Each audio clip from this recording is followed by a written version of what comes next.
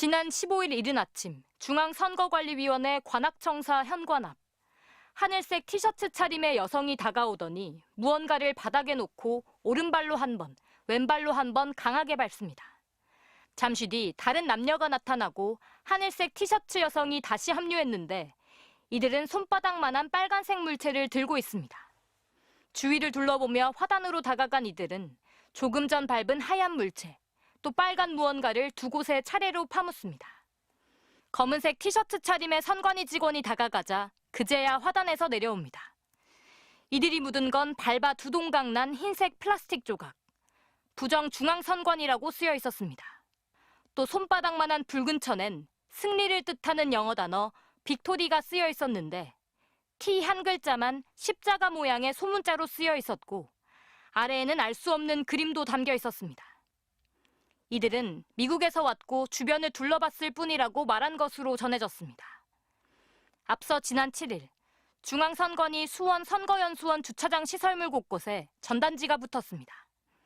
선관위 부정채용 의혹을 비판하거나 문재인 전 대통령, 이재명 더불어민주당 예비후보, 또 헌법재판관들을 비난하는 내용이었습니다. 발견된 전단지는 모두 23장. 선관위 관악청사와 수원연수원은 모두 12.3 비상계엄 당시 윤석열 전 대통령이 계엄군을 투입했던 곳입니다. 선관위 한 직원은 중요한 선거를 앞두고 기이하고 황당한 일이 이어져 불안하다고 토로했습니다. 선관위는 두 곳 CCTV에서 포착된 모두 7명을 경찰에 수사 의뢰하고 비슷한 일이 재발하면 강경 대응하기로 했습니다. MBC 뉴스 고재민입니다. 계엄 당일 밤 선관위에도 계엄군이 들이닥쳤습니다. 전투 헬멧과 야간 투시경을 쓰고 소총까지 든 중무장 상태였습니다. 중앙선관위 과천청사, 관악청사, 수원 선거연수원 세 곳에 투입된 군인과 경찰은 700명이 넘습니다. 야간 근무를 하던 선관위 직원들은 너무 무서웠다고 했습니다. 무장한 계엄군이 휴대폰을 빼앗고 출입이 통제된 서버실 문을 열라고 했다는 겁니다. 선관위 CCTV에 담긴 공포의 순간은 고스란히 증거로 남았습니다.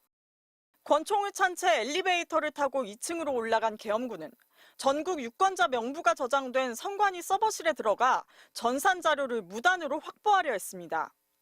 선관위 조직도를 들고 청사 내부를 수색하는 듯한 모습도 포착됐습니다.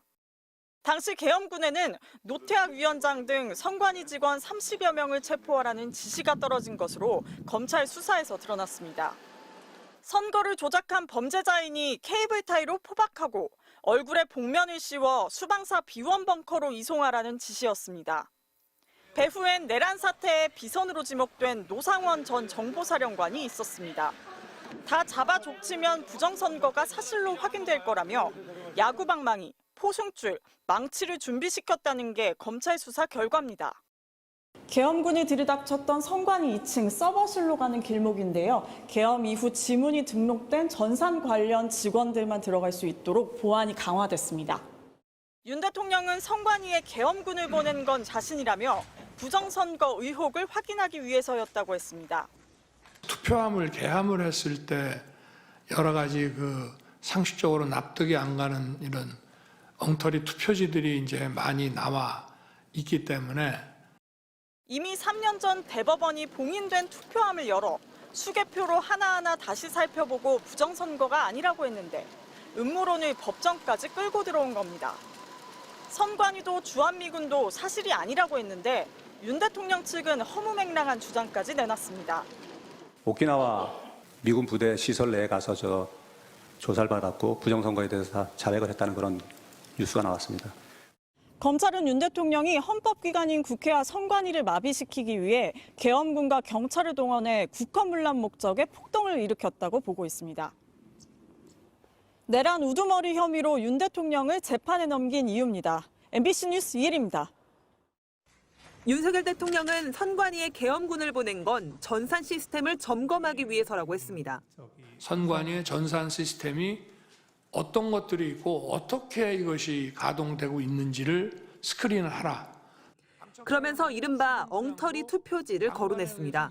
투표함을 개함을 했을 때 여러 가지 상식적으로 납득이 안 가는 이런 엉터리 투표지들이 이제 많이 나와 있기 때문에 일부 극우 세력들이 주장하는 음모론을 법정에서 되풀이한 겁니다.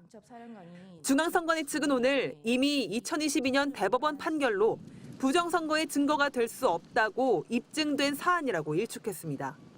지난 21대 총선 이후 제기된 부정선거 소송 126건도 법원에서 모두 기각되거나 각하됐는데도 윤 대통령이 음모론에 빠져 있는 겁니다.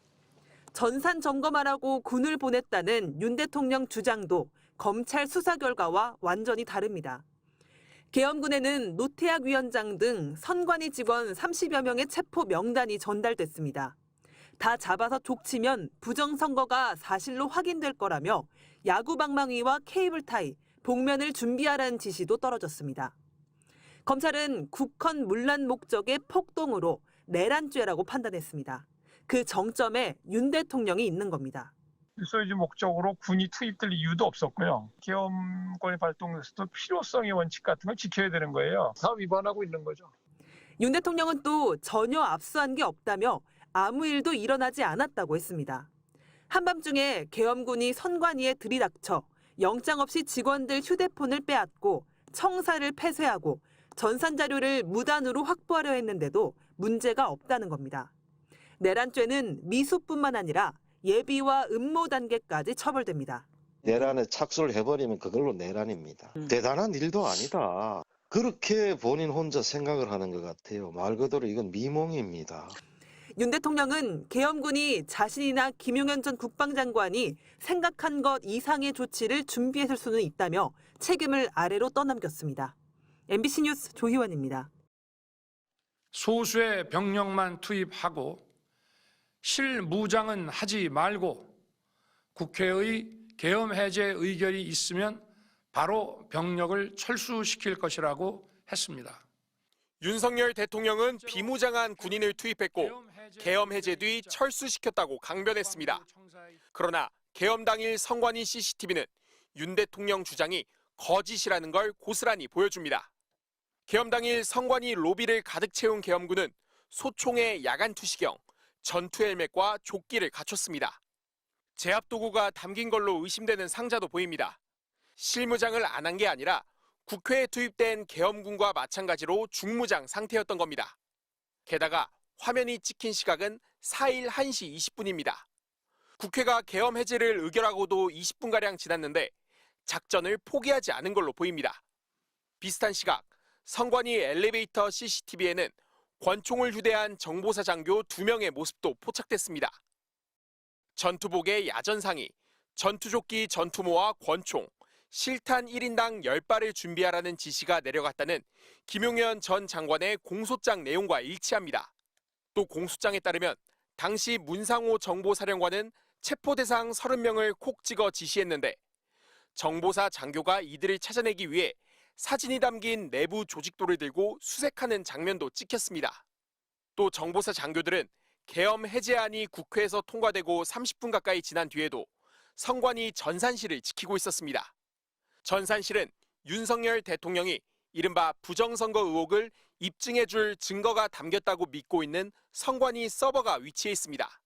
윤석열 대통령이 계엄이 해제됐더라도 2번, 3번 계엄령 선포되니까 계속 진행하라고 지시했던 만큼 국회에서는 물러났지만 선관위 서버 탈취만큼은 끝까지 포기할 수 없었던 걸로 보입니다. MBC 뉴스 김지성입니다.